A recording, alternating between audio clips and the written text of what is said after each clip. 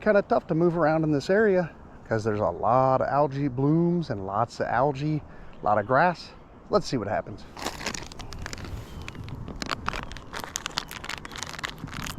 Just gonna put this little Ned TRD when all else fails and fall.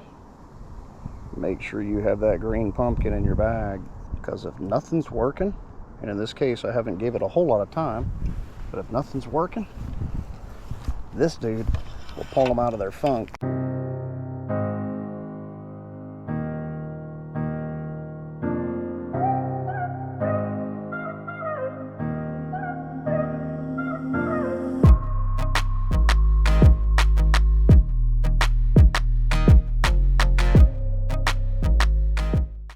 Another one that works this time of year when nothing else is working is the old blue and black. There's a lot of grass right there.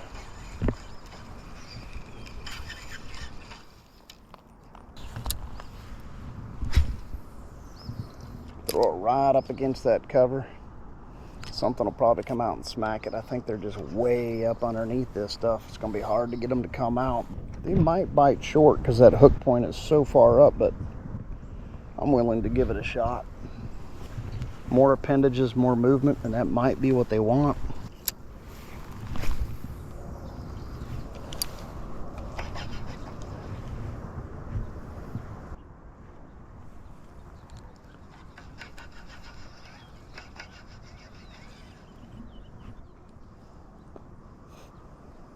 That one might have it.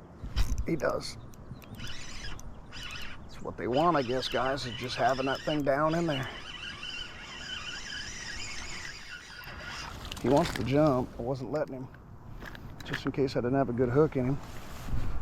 But I have a pretty decent hook in him. So again, we got one bite, but that doesn't mean we got him figured out. That means right now we got this dude to bite, but it doesn't mean we're going to get a bunch of them to bite. Hey, chill, bud. What a gorgeous, healthy bass. 1 pounder. Beautiful, beautiful colors. And you better quit biting my thumb, my friend. Thank you, sir. Appreciate that bite. See how bad he destroyed the bait. Missile baits are usually pretty strong, but the way I'm presenting this, it will tear for sure. Think how far that hook point is from the bottom of the bait. It's going to spiral and it's going to tear, but I'm going to drag it along the bottom, so I think they'll still eat it again.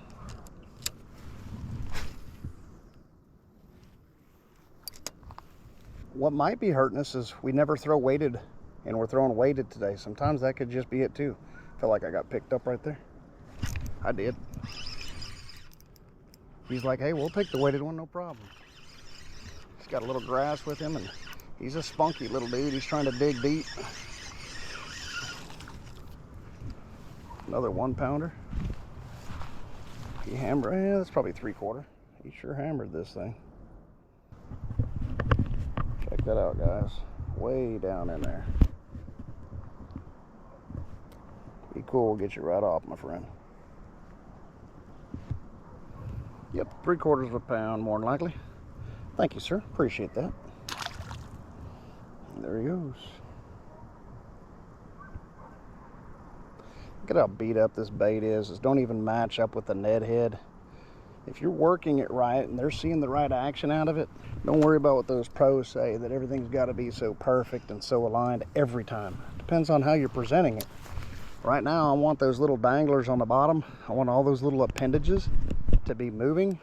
And as long as those are moving, don't look like they're too worried about examining the Ned head itself and seeing how rounded it is and how pretty everything is at the top, where that bait matches with the Ned head itself. Most of the time I'm real worried about it being perfect, but in this application, because I cut part of the head off the top of that bait, I didn't take the scissors out and trim it. So far it's not a problem. I'm just going to trim him up just a tad, let that stuff fall into my bag. I'm just going to give him a real short offering, but I am going to trim it up around the edges to where it mates a little bit better. This isn't going to be perfect, I promise, and this is not really intended for what I'm doing here, but just kind of showing you guys it's okay to modify baits and do things different than what the package wants you to do. Let's see how that works.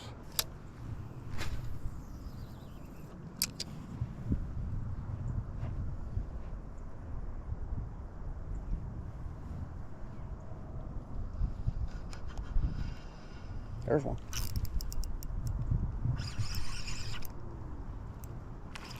That's a nice fish.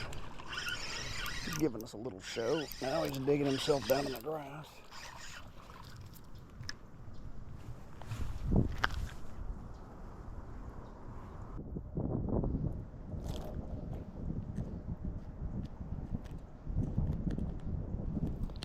Not a perfect presentation, but still pulling 1-pounders.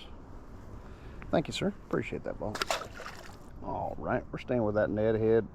We're gonna stay with this Ned head, and at this point, we're gonna go with a little crawl. Got one already.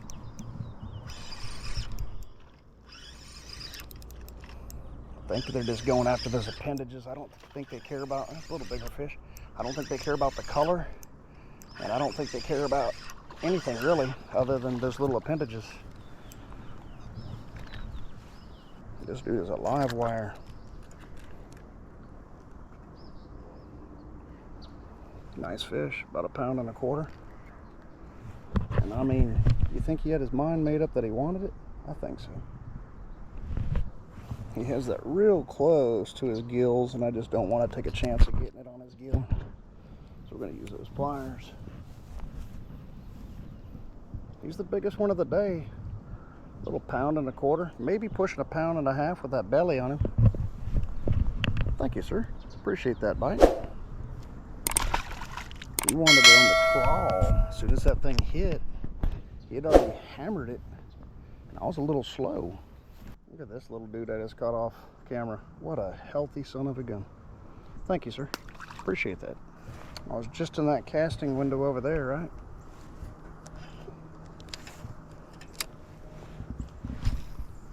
Cast into it. Some will say, Aqua, why would you cast into it? You're just fishing over there and already casting into it. Yes, but I'm coming from a different direction. That little one I just caught off camera, I caught it from this direction. Sometimes they will attack a bait from one direction, but not necessarily the other. Depends on how they are set up in the water. You know what I mean?